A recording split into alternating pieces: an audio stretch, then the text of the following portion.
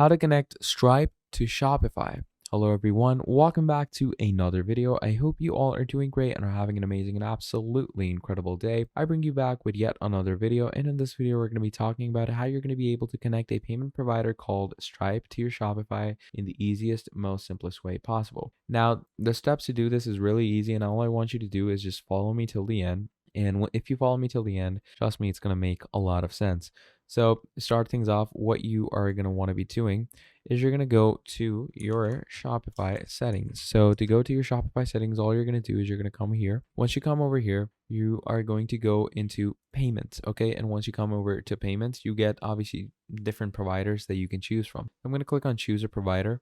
And once you come over here, obviously you can choose these specific providers that are available in your country, or you can go with Stripe. Now, in the case that Stripe is not available in your country, you can connect Stripe through its own website as well. So just go into Stripe's own website and sign up from there. But if it's not directly accessible from Shopify, only in that case, or else you can just directly access it from Shopify and things should be good to go. So yeah, basically that's how you're going to connect Stripe and authorize everything for Shopify. And yeah, that's pretty much about it. So thank you for watching, and I'll see all of you next time. Goodbye.